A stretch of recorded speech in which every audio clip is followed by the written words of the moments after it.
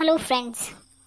जिस प्रकार हम लोगों ने बी प्रफुल्ला देसाई और सुजॉय मित्रा की जजमेंट के द्वारा ये समझने का प्रयास किया कि even in corona crisis audio video link के द्वारा क्रिमिनल साइड में हम कैसे एविडेंस रिकॉर्ड कर सकते हैं, आज हम सिविल साइड में वैसे ही ऑडियो वीडियो लिंक द्वारा किस प्रकार एविडेंस रिकॉर्ड की जा सकती है उसकी डिस्कशन यहाँ पे करेंगे। तो आइए बिना देरी शुरू करते हैं आज का ये वीडियो। गुरुजी, जिस प्रकार क्रिमिनल साइड में बी प्रफुल्ला देसाई और सुजॉय मित्रा की जजमेंट्स गाइडलाइंस प्रोवाइड करती हैं कि even in post corona period इस क्राइसिस में भी हम कैसे ऑडियो वीडियो लिंक के द्वारा एविडेंस रिकॉर्ड कर सकते हैं, क्या सिविल साइड में भी ऐसी कुछ जजमेंट्स अवेलेबल हैं, गाइडलाइंस हैं जिनके थ्रू कि हम ऑडियो वीडियो लिंक के द्वारा एविडेंस रिकॉर्ड कर सकते हैं? देखो चतुर, जैसे कि हमने बी प्रफुल्ला देसाई और सुजॉय मित्रा की जजमेंट्स को भी डिस्कस किया है, जहाँ की हमने ये समझने का प्रयास किया कि प्रेजेंस का मतलब क्या है।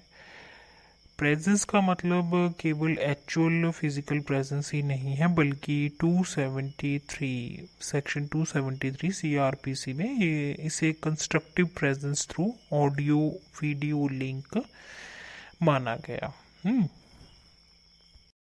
गुरुजी, तो सिविल साइड पे भी कुछ ऐसी जजमेंट्स और गाइडलाइंस डायरेक्शन तो ज़रूर ही होंगे।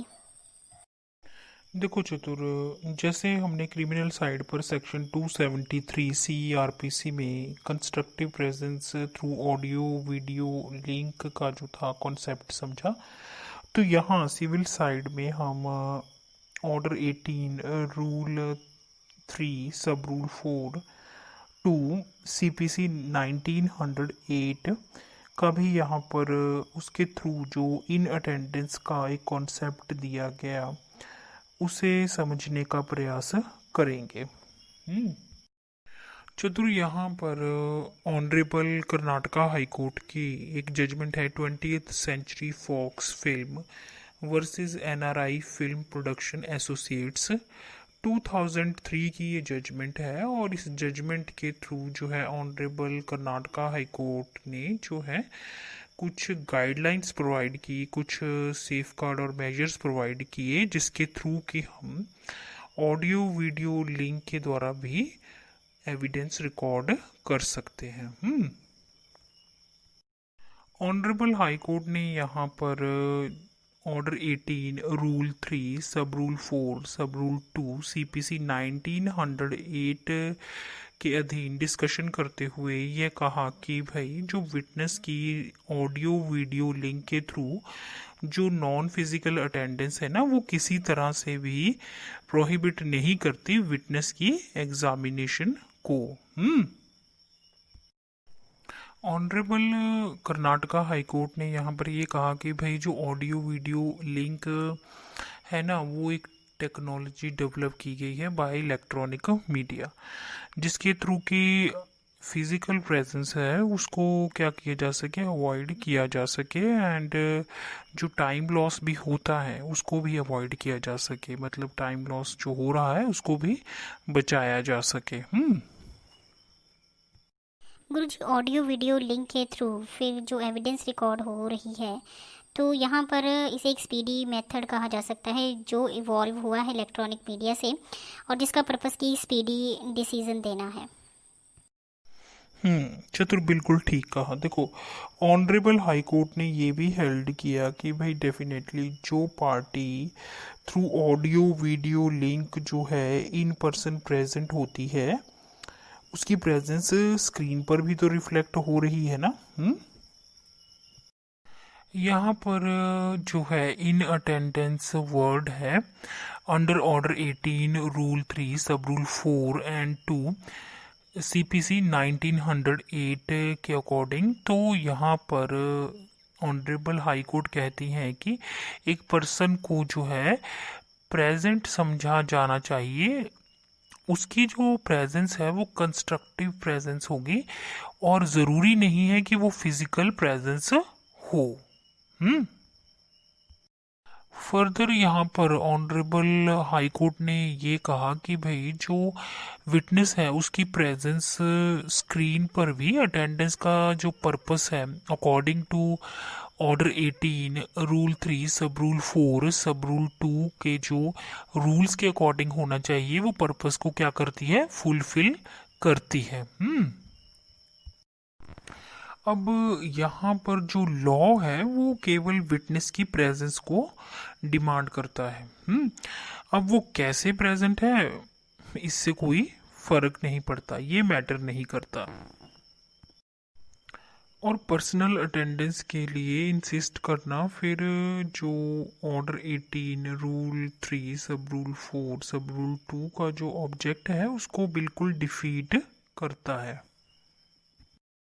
तो यहाँ पर जो विटनेस है उसकी नॉन फिजिकल जो अटेंडेंस है बाय ऑडियो वीडियो लिंक वो किसी तरह से उसके एग्जामिनेशन को प्रोहिबिट नहीं करती। चतुर, अब यहाँ पर एक चीज़ नोटिस करने लायक है वो ये है कि जो ऑर्डर 18 है रूल 3 सब रूल 4 सब रूल 3 वो ये प्रोवाइड करता है कि या तो जो एविडेंस है वो राइटिंग के थ्रू मतलब लिख कर जो है वो रिकॉर्ड की जाए और या वो मैकेनिकली एक जुडिशियल मैजिस्ट्रेट की प्रेजेंस में जो है वो रिकॉर्ड की जाए। और जो ऑडियो वीडियो लिंक है ना वो एक मैकेनिकल प्रोसेस है जहाँ पर की जो पार्टी है वो स्क्रीन पर प्रेजेंट रहती है और मैकेनिकल मेथड द्वारा ही जो है वो एविडेंस रिकॉर्ड की जाती है। चतुर, अब यहाँ पर कुछ सेफ गार्ड्स हैं, कुछ मेजर्स बताए गए हैं जिनको कि कंसीडर करना है बिफोर रिकॉर्डिंग एन एविडेंस और witness through audio video link. तो उनकी चर्चा कर लेते हैं। तो सबसे पहले जो विटनेस है जो जिसको कि ऑडियो वीडियो लिंक के द्वारा एग्जामिन किया जाएगा, तो यहाँ पे उस जो विटनेस है उसको एक एविडेंस या अंडरटेकिंग देनी होगी जो कि ड्यूली वेरीफाइड होनी चाहिए या तो एक नोटरी के समक्ष या एक जुडिशियल मैजिस्ट्रेट के आगे कि यह जो पर्सन है वो वही है जो विटनेस देगा वीडियो स्क्रीन पर। ठीक है। अब इसी को यहाँ पर आइडेंटिफिकेशन एफिडेविट कहा गया और इसकी कॉपी जो है अदर साइड को अवेलेबल करवानी पड़ेगी। अब जो पर्सन विटनेस को एग्जामिन करेगा स्क्रीन पे वो भी एक एफिडेविट या अंडरटेकिंग जो है वो फाइल करेगा उसको एग्जामिन करने से पहले उसकी आइडेंटिफिकेशन के रिगार्ड में, और उसकी कॉपी भी क्या करवाई जाएगी अदर साइड को अवेलेबल करवाई जाएगी। समझे। फर्दर अपनी गाइडलाइन में ऑनरेबल हाई कोर्ट ने ये कहा कि विटनेस को एग्जामिन करने से पहले जो प्लेंट है या जो रिटन स्टेटमेंट है या कुछ अदर डॉक्यूमेंट्स हैं वो विटनेस को ज़रूर भेजे जाने चाहिए ताकि विटनेस की उनके साथ एक्वेंटेंस हो, उसे पता हो कि वो कौन से डॉक्यूमेंट्स हैं, और इसकी एक एक्नॉलेजमेंट जो है वो कोर्ट में फाइल की जानी चाहिए। During the recording of witness अगर कुछ ऑब्जेक्शन रेज किए गए हैं तो जो जुडिशियल मैजिस्ट्रेट है उन्हें उन ऑब्जेक्शंस को नोट करना होगा और आर्ग्यूमेंट के टाइम पर उन सभी जो ऑब्जेक्शंस हैं उनको डिसाइड भी करना होगा। रिकॉर्डिंग के बाद जो है एविडेंस को विटनेस के पास भेजा जाएगा और उसके सिग्नेचर लिए जाएंगे उस पर नोटरी पब्लिक की प्रेजेंस में। और उसके बाद ही फिर वो जो फ्यूचर प्रोसीडिंग्स हैं सूट की प्रोसीडिंग है उसमें एक रिकॉर्ड की तरह से यूज किया जा सकेगा। विजुअल्स जो हैं वो रिकॉर्ड की जाएंगी और उनका रिकॉर्ड जो है दोनों तरफ रखा जाएगा। विजुअल कॉन्फ्रेंस के समय जो विटनेस है ये गाइडलाइन दी गई कि वो अलोन होना चाहिए और इस बात को जो नोटरी है वो सर्टिफाई भी करेगा। और अगर यहाँ पर जो जुडिशल मैजिस्ट्रेट हैं उनको लगता है कि किन्हीं और कंडीशंस को भी इम्पोज किया जाना चाहिए, तो in a given set of facts तो वो भी इम्पोज कर सकते हैं। और जहाँ तक रही एक्सपेंसेस और अरेंजमेंट्स की बात, तो ये वही एप्लीकेंट जो है बेयर करेगा जो कि इस फैसिलिटी को अवेल करना चाहता है। समझे चतुर? यहाँ पर एक और इम्पॉर्टेंट जजमेंट है, बॉम्बे हाई कोर्ट की ये जजमेंट है of 2014, Mrs Suvarna Rahul Musale versus Rahul Prabhakar Musale. यहाँ पर जो ऑनरेबल हाई कोर्ट है उन्होंने ये हेल्ड किया कि भाई with the advancement of technology and scientific method, तो जो लेजिस्लेचर है उन्होंने जो टर्म एविडेंस है उसको काफ़ी एक्सपेंड कर दिया है।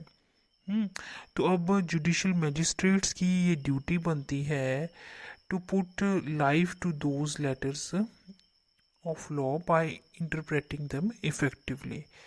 ठीक है, तो यहाँ पर हाई कोर्ट ने फर्दर ये भी हेल्ड किया कि अब जो जुडिशल मैजिस्ट्रेट हैं उनमें एक एटीट्यूडनल चेंज आना आवश्यक है, और उन्हें भी जो है जो न्यू जनरेशन के साथ अपने आप को टेक सेवी बनाना है।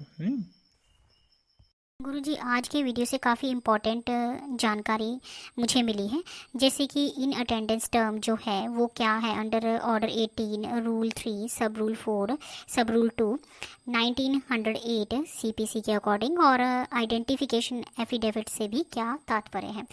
साथ ही में ये पता चला कि कर्नाटका हाई कोर्ट ने इन दोनों टर्म्स को कैसे इंटरप्रेट किया है, और किस तरह जो ऑनरेबल कर्नाटका हाई कोर्ट की जो जजमेंट है, जो गाइडलाइंस दी गई हैं, वो किस प्रकार कोरोना क्राइसिस में हमें अवेयर करती हैं, और सेफगार्ड को ध्यान में रखते हुए जो कॉन्स्टिट्यूशन ऑफ इंडिया का आर्टिकल 39A है उसके अधीन आम जनता को लॉ एंड जस्टिस असेसेबल करवाने में हमारी मदद करती हैं। जी हाँ, ऐसे ही कुछ लीगल प्रोविजंस के साथ, जजमेंट्स के साथ, कानूनी प्रश्नों और उनके उत्तर के साथ आपके समक्ष एक बार फिर उपस्थित होंगे। तब तक के लिए दीजिए मुझे यानी चतुर और मेरे गुरुजी चाणक्य को इजाज़त। धन्यवाद।